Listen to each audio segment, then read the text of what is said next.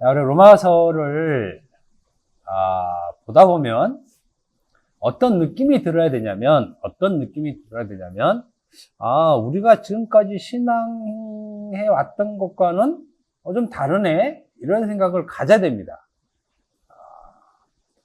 구약 성경 주로 혹은 사복음서만 늘 듣고 읽고 알고 있다가 그 다음에 이제 사도행전이라는 사도들의 강력한 어떤 설교를 통해서 성령께서 강하게 교회 역사하실 때는 상당한 이적과 기사, 놀라운 일이 많이 발생되는구나.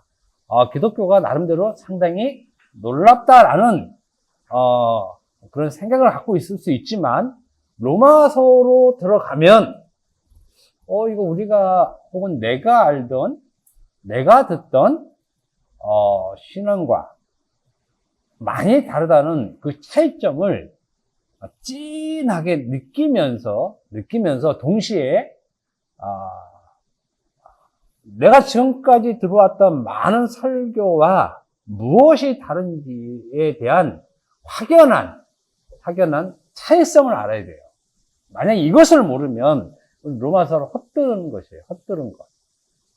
로마서를 사실은 왜 그 설교자들이 쉽게 하지 못하냐면, 이 로마서를 실질적으로 저와 같이 설교를 하게 되면 교회에서 행하는 모든 종교성에 의한 그 프로그램들은 쉽게 행하지 못합니다. 쉽게. 그래서 이제 제가 좀 도발적인 얘기, 하나님을 찾지 말라는 것, 기도하지 말라는 것, 이런 것들이 로마서를 보면은 자연스럽게 생기는 사고입니다. 왜? 당연히 기도는 해야 되지만 종교성에 의한 기도 측면에서는 로마서는 전혀 그 기대감을 주지도 않고 심지어 제시하지도 않습니다. 그렇기 때문에 로마서를 보면 볼수록 세상 교회에 대한 그 타락성, 말씀에 의한 타락성, 말씀에 의한 타락성이라는 말은 무슨 말이냐면, 말씀에서 벗어나서 말씀을 종교화 시켜서 사람들로 하여금 종교에 빠지게 만든다는 거예요. 종교에 빠지게. 종교에 빠지면 사람들은 반드시 신을 계속 찾습니다. 계속 찾아요. 계속. 그것은 신천지도 마찬가지고, 그 이단이라고 하는 하나님의 교도 마찬가지고, 통일교도 마찬가지예요.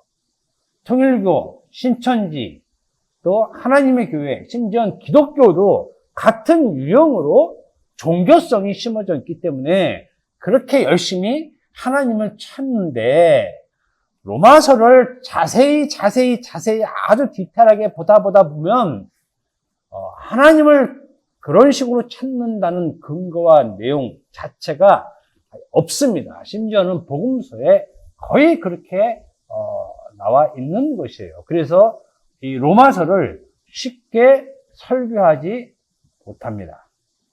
목회를 할 생각 아니면 할 수가 없어요.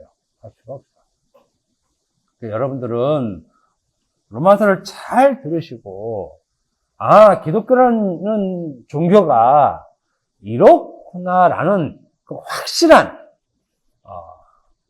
지식을 가져야 어떤 기독교인이라고 하는 사람과 대화할 때 무엇이 다르고 어떻게 복음을 전하고 무엇을 복음으로 전할지에 대한 명확성을 가질 수 있다는 것입니다. 그러니까 우리는 이 설교를 듣는 목적이 은혜를 받아서 내 마음의 평안을 얻을 수 있다, 얻는구나, 참 좋다, 이 세상 힘든 세상에서 위로가 되는구나, 이건 설교 잘못 들은 거예요. 물론 전하는 사람도 잘못 전하는 것입니다. 여러분들이 설교 듣는 목적, 제가 설교하는 목적은 이것이 복음이기 때문에 이 복음을 전해야 되겠다, 이 생각을 갖는 것이 전하는 자와 듣는 자의 그 올바른 자세예요. 올바른 자세. 설교는 위로를 받거나, 물론 복음 자체가 위로이기 때문에 위로를 또 따로 받을 필요는 없어요. 왜냐하면 이미 위로는 주어진 거니까. 그럼에도 불구하고 그게 위로가 될 수는 있지만 이 위로가 절대 끝이 아니라는 것이죠. 오늘 로마서 8장 5에서 8절까지 오늘 하고 다음 주 한 번 더 할 겁니다. 다음 주 더 하고 필요하면 더 할 거예요. 왜냐하면 로마서 1절 8장 1절부터 그 밑에 나오는 말씀들은 기독교의 핵심 사상, 그렇지만 쉽게 접근할 수 없는 그런 말씀들이기 때문에 우리가 듣지 못하는 것이니까 그래도 이번 기회에 조금 더 디테일하게 들으면 좋을 것 같아서 제가 오늘 약간 서론적, 포괄적으로만 한번 이렇게 쭉 전하려고 하는 것입니다. 교회의 시작은 오순절 성령 강림으로부터입니다. 교회의 시작. 교회의 태동은 오순절 성령 강림. 그러면 기독교의 시작은 언제냐 이겁니다. 기독교의 시작은 물론 기독교의 시작을 뭐 태초 전에 창세 전에 얘기할 수도 있지만 굉장히 추상적인 얘기고 기독교의 시작은 예수의 초림으로부터라고 얘기할 수 있습니다. 그러니까 예수께서 이 땅에 오시는 것으로부터 기독교라는 것이 시작되었다라는 것입니다. 이것이 기독교의 기원이라고 얘기할 수 있어요. 기독교의 기원. 기독교가 언제부터 시작됐습니까? 구약 때부터 쭉 얘기하면 그건 그림자이기 때문에 물론 그때부터 얘기할 수도 있죠. 그렇지만 실체에 대해서 실질적인 기독교의 시작은 예수의 초림, 즉 예수께서 오심으로 말미암아 기독교라는 종교가 시작되었다라는 것입니다. 이처럼 예수의 초림으로 인해서 시작된 기독교는 이전에 있던 이 땅의 그 교훈, 가르침과는 전혀 다른 새로운 가르침이 제시됩니다. 이 땅에 무슨 여러 종교도 있고 뭐 여러 신도 있고 뭐 다양하게 있을 수는 있지만 예수가 오심으로 인해서 기독교가 시작되고 그 기독교에서의 가르침은 이전에 전혀 없었던 새로운 가르침, 새로운 교훈이라는 것입니다.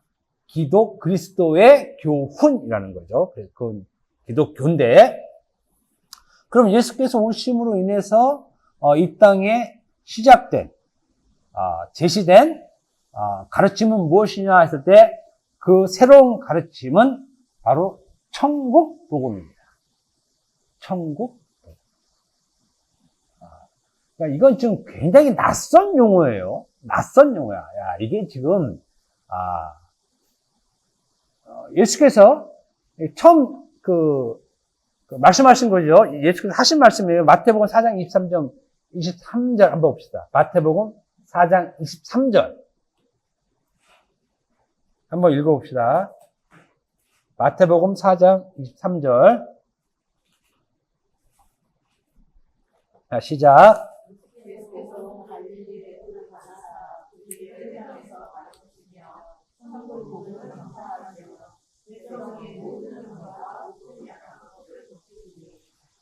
여기서 그들의 회당에서 가르치시며 천국 복음을 전파하시며 이렇게 있잖아요. 그러니까 그들의 회당에서 천국 복음을 가르치신 것이에요.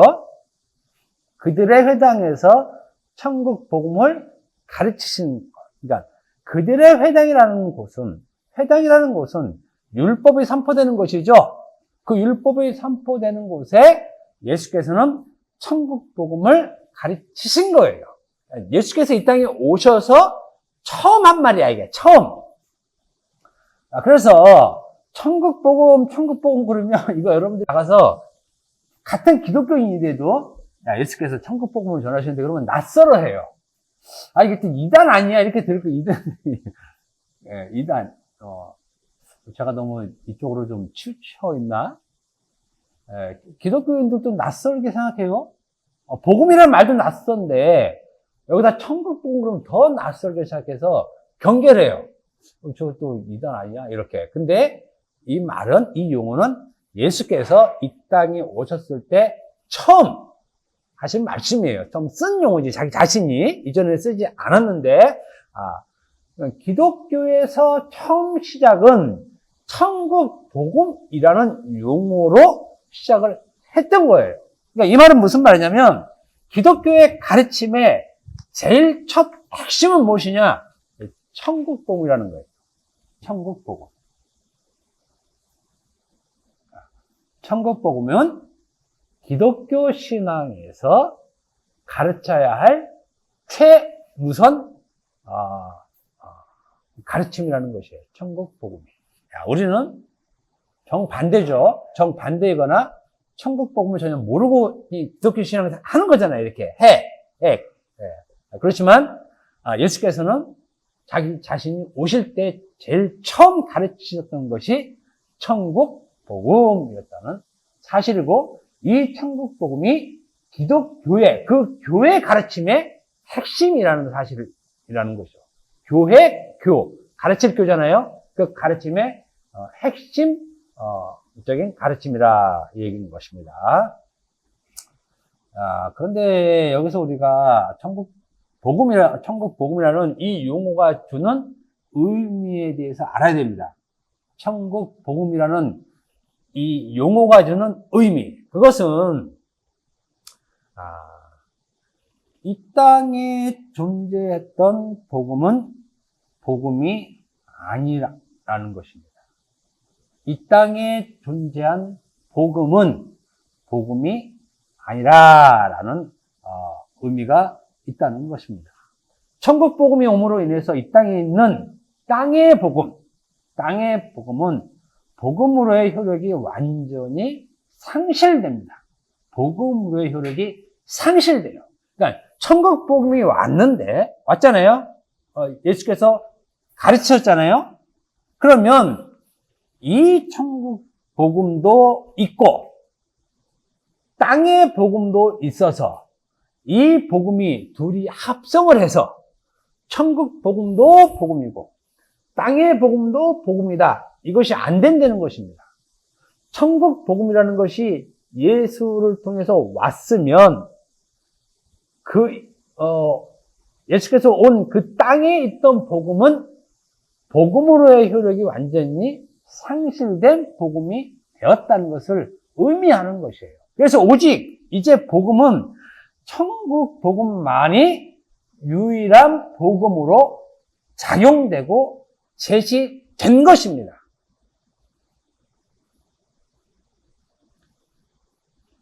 이것이 천국 복음이라는 그 용어의 의미예요.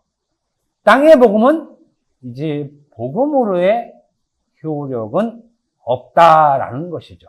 없다. 그래서 이제 복음은 천국 복음만 있는 겁니다. 천국 복음만. 이게 기독교예요. 기독교는 천국 복음만 복음으로 아는 신앙이구나, 종교구나, 이겁니다. 그렇다면 천국 복음이 오기 전 이 땅에서는 무엇을 복음으로 삼고 믿고 있었느냐 하는 것입니다. 이것이 있었기 때문에 이것이 아닌 천국 복음이 온 것이죠. 너희들이 땅의 것을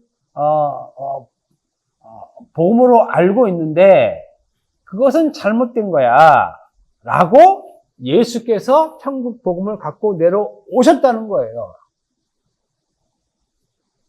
이 말이 좀 낯섭니까? 저는 하면서 좀 낯설어, 사실 저도. 그러니까 이 땅에 있는 복음은, 이 땅에 있는 것을 복음으로 생각하는 것은 그건 복음이 아니야. 내가 새로운 복음을 가지고 왔어. 이것이 천국 복음이야 해서 천국 복음을 밑으로 쑥 끌어 내려온 거죠. 그래서 이 땅에 있는 복음은 복음이 아니라 이렇게 선언을 한 것입니다. 그럼 이 땅에 있는 복음은 무엇을 이 땅에 있는 복음으로 알고 있었느냐? 신명기 6장 25절 봅시다. 신명기 6장 25절. 날씨가 더우면 좀 졸립니다. 좀 졸리더라고요. 말하는 사람은 잘 모르는데 앉아있는 사람은 졸려. 신명기 6장 25절. 자, 한번 읽어봅시다. 시작.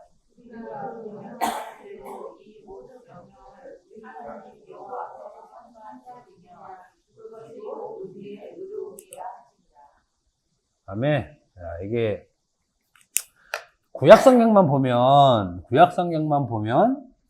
신명기 6장 25절은 굉장히 아름다운 말씀이죠. 굉장히 아름다운 말씀이야. 그래서 이렇게 살면 딱 좋아요. 그죠? 이렇게 얼마나 좋아. 이렇게 딱 살면 우리가 그 명령한 대로 이 모든 명령을 우리 하나님 여호와 앞에서 삼가 지키면 그것이 곧 우리의 의로움이야. 그러니까 여러분들은 하나님 앞에서 여호와께서 명령한 이 규례와 율법들을 잘 지켜야 돼. 그러면 아멘 하고 잘 지키겠습니다. 이렇게 그리고 그렇게 지키면 그것이 너의 의가 되는 거야. 이 말씀이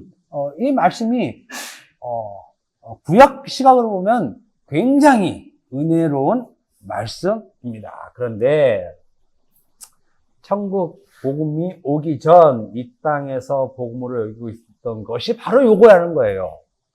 천국 복음이 오기 전에 이 땅에서 생각하는 복음이라고 생각하는 것이 바로 요 구절이라는 거예요. 요 구절을 복음으로 여기고 있었다는 거예요. 복음으로.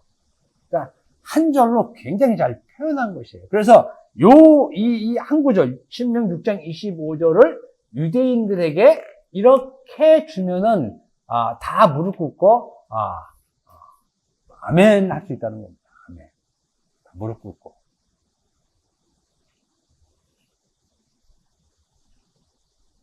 천국 복음이 오기 전 이 땅에서의 복음은 율법, 그 행위로 말미암는 의로움입니다. 이것이 천국 복음이 오기 전에 그 당시 사람들이 복음으로 여겼던 땅의 복음의 내용이에요. 천국 복음이 아닌. 여기까지 이해가 되시죠? 이해가 돼. 그렇다면 왜 이들은 이것을 복음으로 여겼냐 이거야. 왜 이것을 복음으로 여겼냐? 기쁜 소리, 즐거운 소리, 복된 말. 왜 이런 것으로 여기고 있었는가 하는 것입니다. 그것은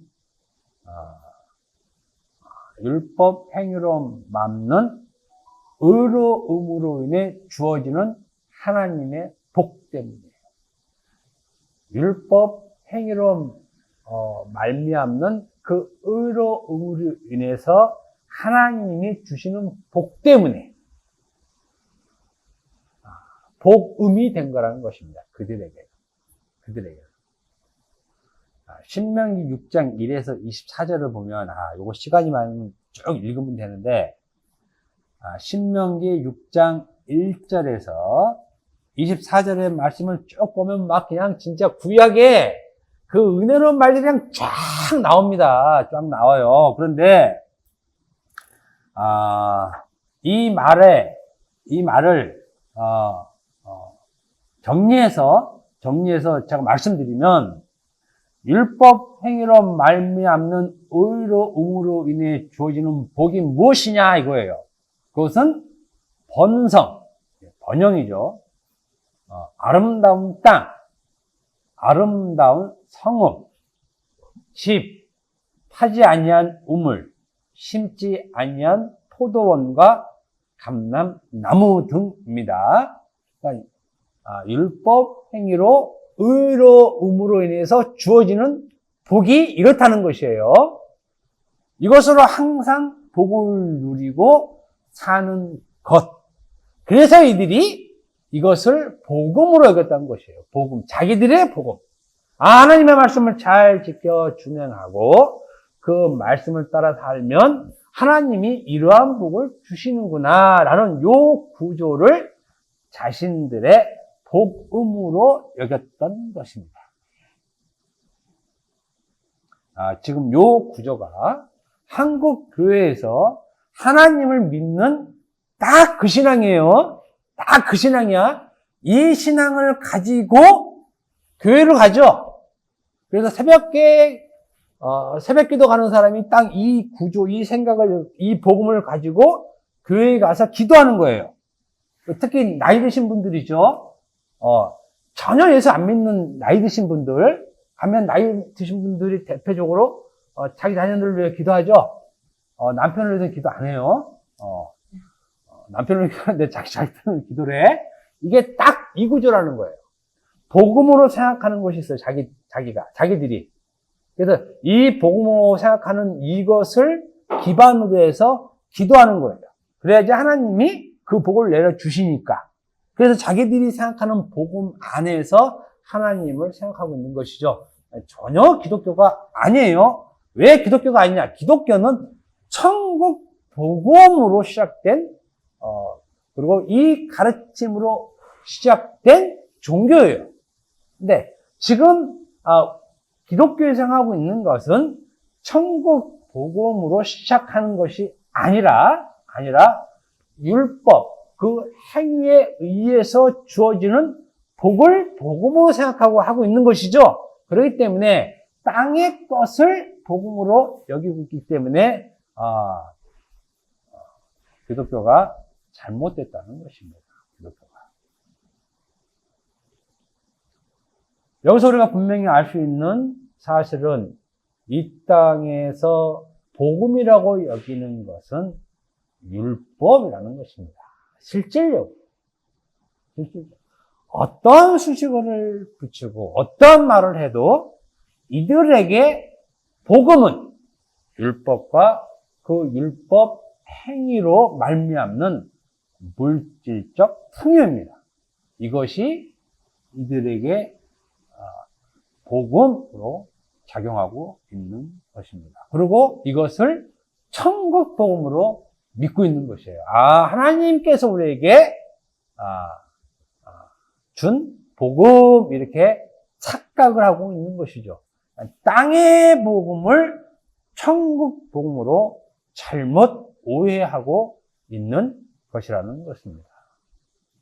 그런데 이렇게 땅의 복음을 천국 복음으로 굳게 믿고 있던 세상에서 율법 행위와 전혀 관계없는 새로운 복음이 온 것이에요. 그것이 바로 천국 복음이죠.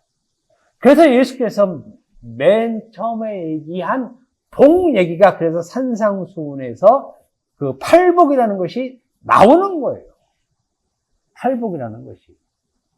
일단 팔복은 구약에 의한 그리고 그 행위로 인한 풍요성의 말들은 없어요, 사실은. 오히려 결론적으로 천국 복음으로 인해서 너희가 핍박을 받고 고난을 받는다는 말이 나오는 거죠.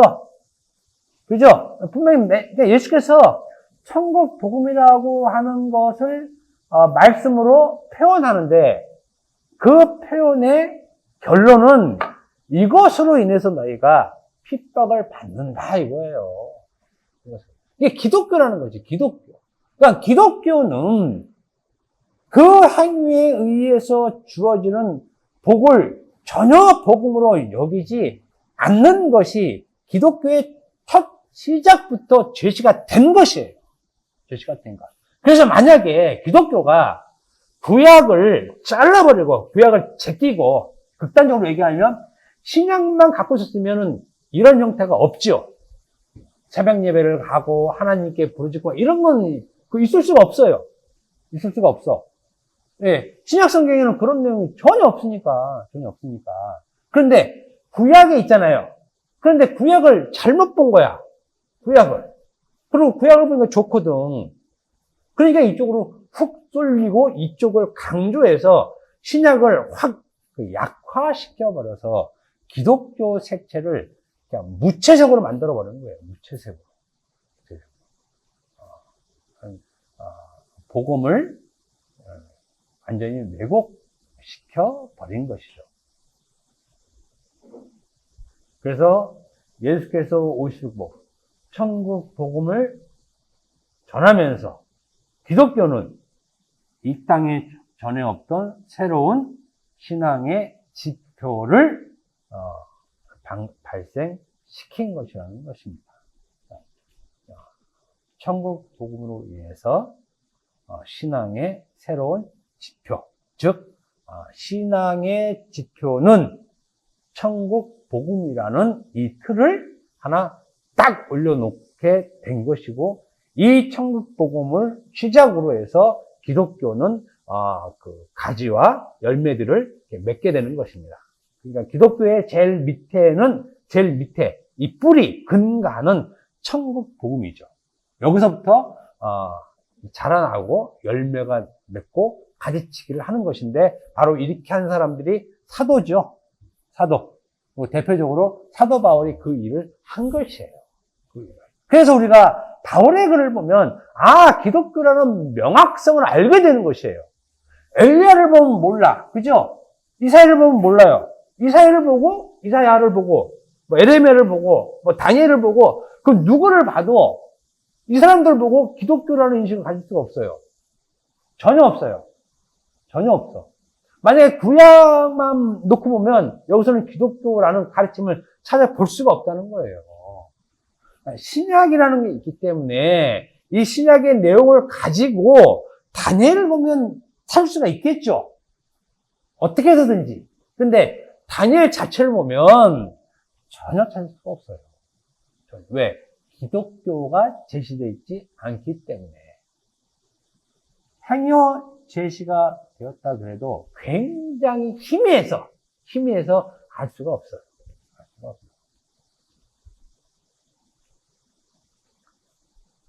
천국 복음이 유일한 복음으로 믿는 기독교의 등장은 신앙의 혁명적인 사건입니다.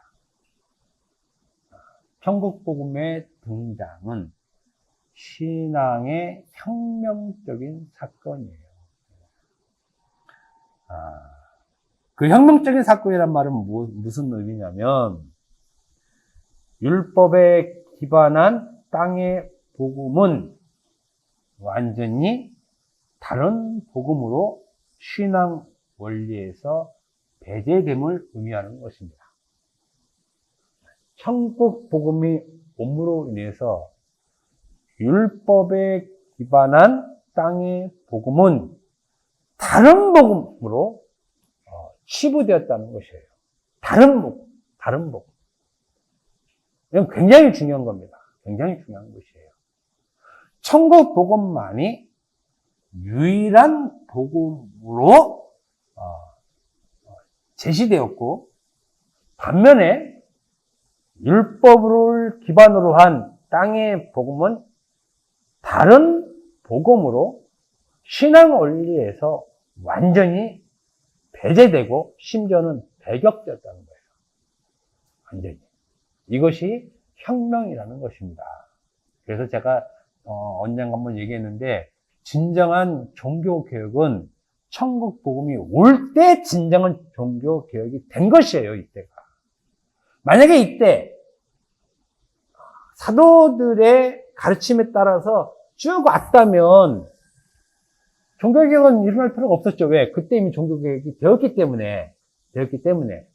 네, 이것이 안 됐기 때문에 또 쓸데없는 종교개혁이라고 해서 어떻게 보면 더 쓸데없는 짓을 또 했어. 칼빈도 그렇고 루터도 그렇고 쭈분들도 그렇고 다 종교개혁자들이 종교개혁은 말씀에 의한 종교개혁이 아니라 제도에 의한 종교개혁을 많이 한 거죠. 제도에 의한 종교개혁. 그래서 바울이 얘기한, 예수께서 얘기한 이 말씀의 의미를 뒤집는 말을 한 것이 아니라 제도 같은 것들을 뒤집으면서 오히려 형식적인 종교개혁을 많이 이루는 것이에요. 그래서 칼빈 5대교의 교리 다 좋죠. 그렇지만 그 5대 교를 다 끌어와도 여전히 그 5대 교리 안에 있는 것은 율법이에요. 율법. 오직 하나님 영광. 무엇으로 영광 돌려요? 무엇으로 영광 돌리는데? 오직 믿음으로. 그 믿음은 뭔데요?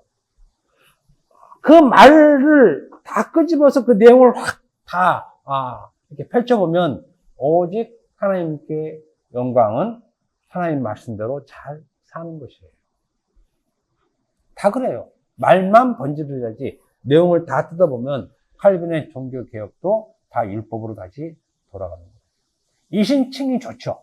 오직 믿음으로 우리가 의롭게 된다. 이 맞는 말이잖아요. 그런데 오직 믿음으로 간 사람은 어떻게 살아야 되느냐? 또 똑같아요.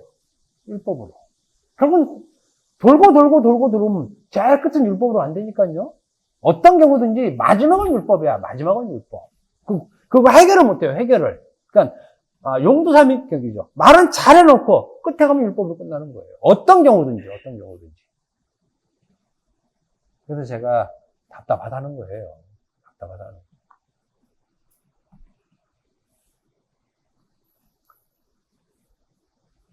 천국복음으로 인한 신앙혁명은 율법은 신앙 원리에서 배제되었다는 거예요. 그래서 신약성경에 율법을 신앙 원리로 끌어들일 말씀이 없어요. 없기 때문에 제가 얘기하는 거예요. 없기 때문에. 사도 바울도 이걸로 막 싸우기도 하고 타협하고 막 이러잖아요. 그냥. 예? 그렇지만 그 신앙 원리를 끌어다가 너희도 이렇게 그런 적은 없다니까요. 없어요. 있으면 저도 이렇게 얘기 못하죠. 그래서 저는 가끔 이렇게 생각해요. 그럼 사도 바울이 지금 여기에서 얘기를 하면 나랑 어떻게 다른 말을 할까? 이렇게 생각하면 제가 좀 아찔하죠. 야, 나는 이렇게 얘기하는데 왜 이렇게 얘기하냐? 이럴 수 있잖아요. 그래서 그 접근성을 가지고 보면은 사도 바울의 쭉 행적과 말 이런 걸 보면 그렇지 얘기 안 했지. 이러면 제가 그 부분은 자신 있게 얘기하는 것이죠. 그 부분에 대해서. 그래서 신앙, 그러니까 율법 그 행위로 말미암는 그리고 그것으로 의해 주어지는 복, 그것은 복음이 아닌 것으로 천국 복음이 옴으로 인해서 그것이 다른 복음으로 뒤로 쭉 빠진 것이에요. 쭉 빠진 거, 쭉. 그러니까는 이것이 빠지고 기독교의 새로운 가르침인 천국 복음이 그 자리에 꽝 이렇게 앉아 있는 거죠. 꽝 이렇게 아주 분명해요. 근데 기독교를 위해서 분명한 것이에요. 그래서 이 혁명으로 인해서 대가가 지불되는데 천국 복음이 오므로 인해서 그 율법을 빼는 것으로 인해서 대가가 지불된 것이 예수의 죽음이죠. 그러니까 예수의 죽음은 모든 죄인들을 위해서 내가 대신 죽은 거야.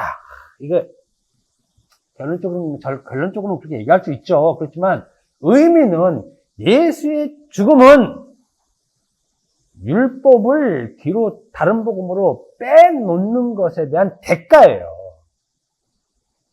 대가. 거기에 대한 그 페널티를 받은 거죠.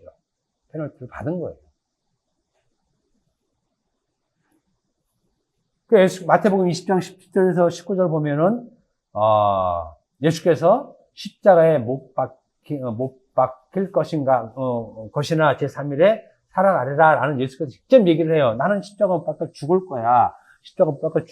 라는 십자가 못 박혀 죽을 거라는 그 말 의미에서는 내가 가지고 온 천국 복음으로 인해서 이 땅에 있는 땅의 복음을 복음으로 아는 자들이 나를 죽일 거야라는 말이죠. 그래서 예수의 십자가의 죽으심은 이 땅의 복음인 율법행위의 종식과 천국 복음의 완전한 성취를 위한 죽으심이에요. 이런 말들은 여러분들이 잘 기억해야 돼. 이거 제가 이런 말 쓰는 건 굉장히 어려워요, 저도. 율법행위의 종식과 천국 복음의 완전한 성취를 위한 죽으심이라는 것이지 한 개인의 죄를 위한 죽으심이 아니라는 것이에요. 예수께서 내가 언제 어렸을 때 죄 짓는데 이것 때문에 내가 죽었어. 이거는 이제 태어나서 한 3일 된 애가 하는 소리예요. 3일 된 응애 하는 이런 진짜 응애 소리예요. 들리지도 않는 응애 소리. 예수의 죽으심은 내 개인의 죄가 아닌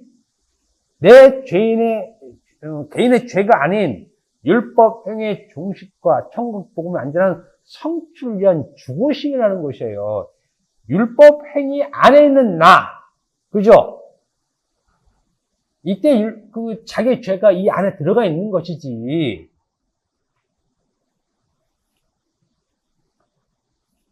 이 죽으심이 예수의 핏값이 지불된 것이라는 것입니다. 그리고 기독교는 이러한 터 위에서 신앙이 시작된다라는 것입니다. 그렇기 때문에 여러분들이 알아야 할 사실은 천국 복음이에요. 천국 복음. 그리고 땅의 복음. 그래서 이 땅에서는 예수께서 오심으로 인해서 이 땅은 천국 복음과 땅의 복음이 대립하는 거죠. 싸우는 거잖아요. 이게 전쟁이잖아요. 전쟁.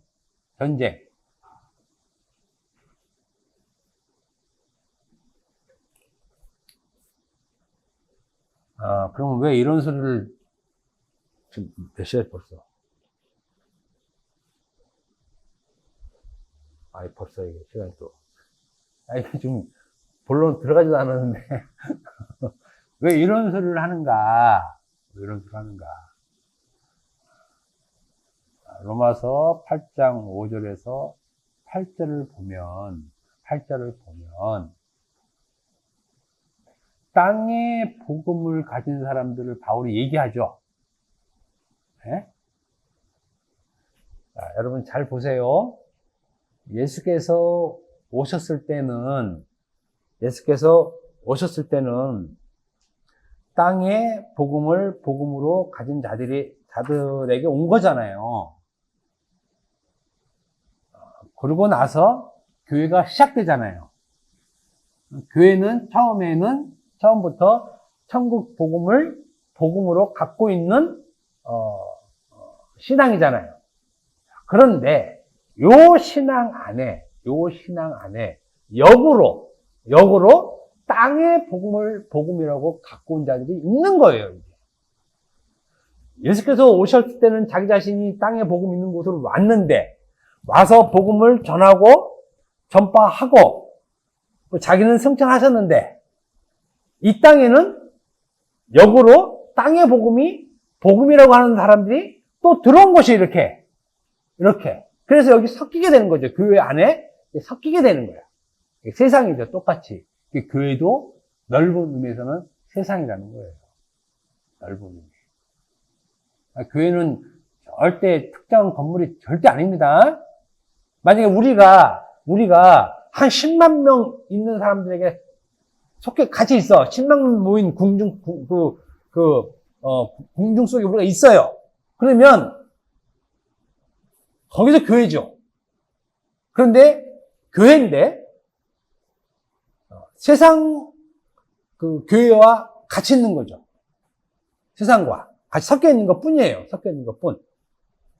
아무튼 땅의 것을 복음으로 여기는 자들, 이런 자들이 있다는 것입니다. 그래서 그 특징이 로마서 8장 5절에서 8절 보면 어떤 말씀이 나오느냐?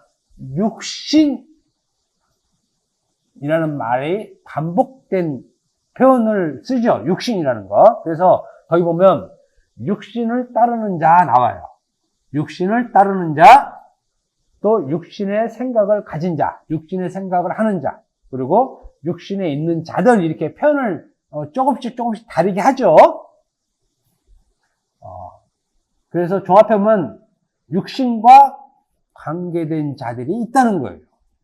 교회! 육신과 관계된 자들이 있다는 거죠. 이들이 다른 복음을 가진 자들이에요. 즉, 땅의 복음을 가지고 있는 자들이라는 건데, 이러한 자들 또한 교회에 있다는 것입니다. 교회.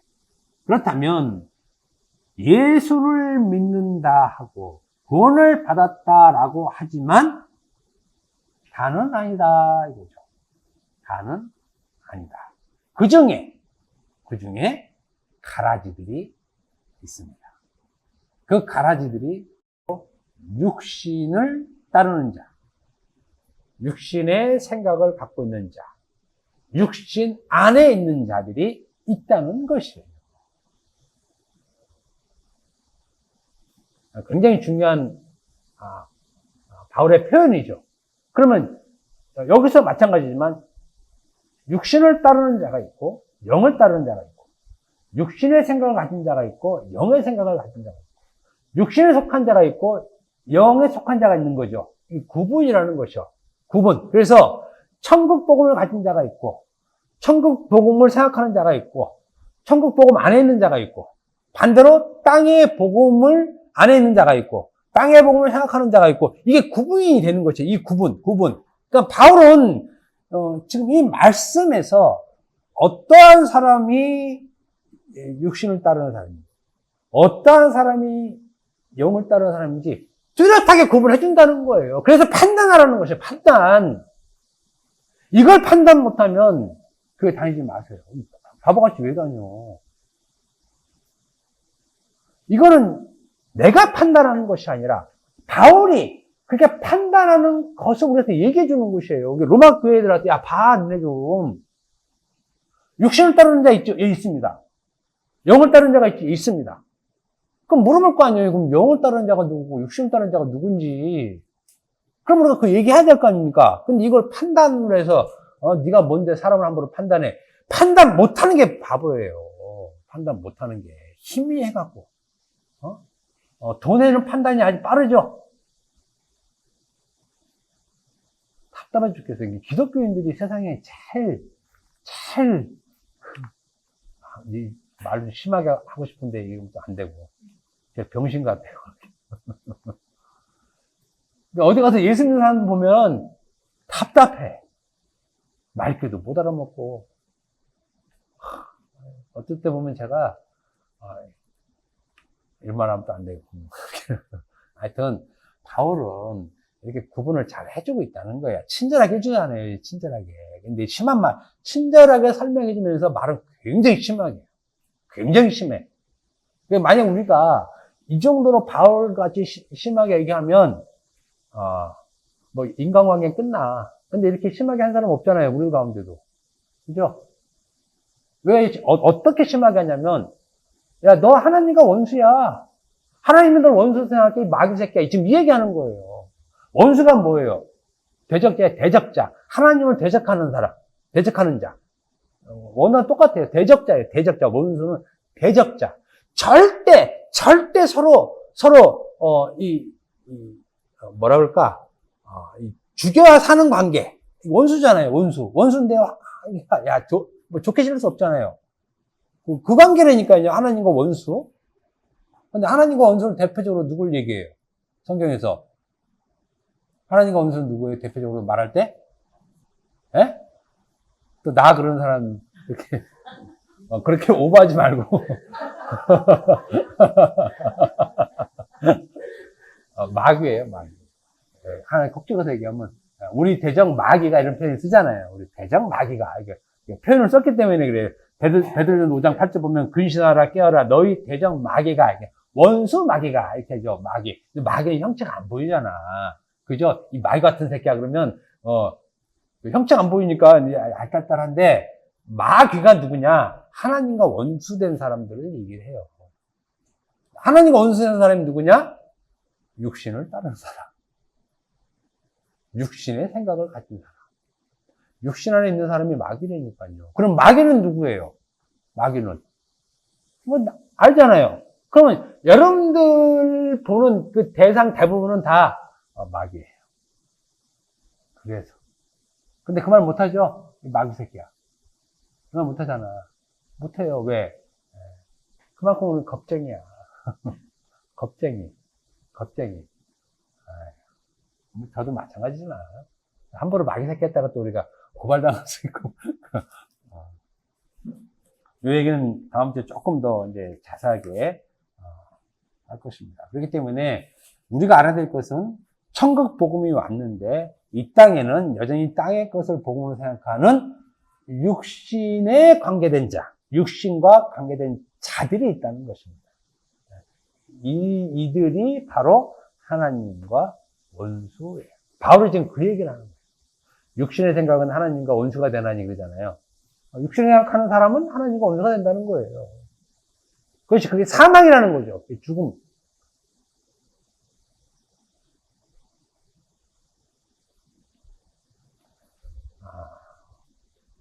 조금만 더 합시다. 더우시면 이거 한 잔씩 마시고. 졸리진 않죠? 저도 저기 앉았으면 좀 졸리는데 여기 앉았으니까 안 졸리네. 이렇게. 다음 주에 윤선장 권사님이 하시면 윤선장 권사님만 안 졸려. 나머지 다 졸리는데. 그런데 성경은 제가 볼 때 굉장히 친절해요. 왜 그러냐면, 그럼 육신과 관계된 자들이 누구냐 했을 때, 바로 우리로 넘어오지 않고 중간 과정을 거쳐요. 야, 얘들이 육신과 관계된 자들이야. 라는 그 육신과 관계된 자, 즉, 육신을 따르는 자, 육신을 생각하는 자, 육신 안에 있는 자를 보여줘요. 얘들이 그래. 얘들이 하나님과 원수야. 요런 대상을, 샘플을 보여줘서, 이놈들이, 하나님과 원수된, 육신과 관계된 자들이구나, 라는 것을 보여주는데, 그 사람들이 누구냐? 바로 유대인입니다. 유대인. 여기까지만 하고, 마칠게요.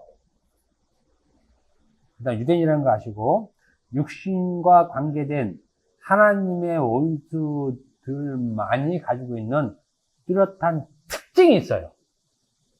육신에 관계된 사람. 즉, 이제, 율법과 그 행위로 말미암는 의로움을 복음으로 생각하는 사람, 이 사람들에게 특징이 있다는 거예요. 특징. 다 같이 따라합시다. 특징. 소리가 적은 것 같아요. 다시 한 번. 특징. 똑같아. 지금 반항하는 거예요. 자, 우리 로마서 8장 7절 한번 읽어봅시다. 로마서 8장 7절.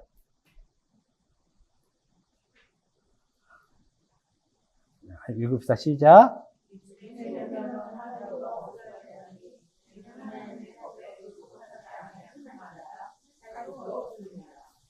하나님의 법에 굴복, 순종이에요. 하나님의 법에 순종하지 아니할 뿐 아니라 순종할 수도 없습니다. 이거예요. 육신의 생각은 하나님과 원수되는데 이 육신의 생각을 갖고 있는 사람은, 하나님과 원수된 사람은 하나님의 법에 순종하지 아니할 뿐 아니라 순종할 수도 없다 이거예요. 아예 그냥 없어요. 이 사람들은 절대 하나님의 법에 순종하지 않습니다. 생명의 성령의 법에 순종하지 않고 따르지 않아요. 할 수도 없는 거야. 그러니까 절대 못해요. 절대 못해. 그러니까 우리가 복음을 아무리 전해도, 아무리 말해도, 아무리 듣기 쉽게 설명해도 안 돼. 바울이 얘기하는 게 이거예요.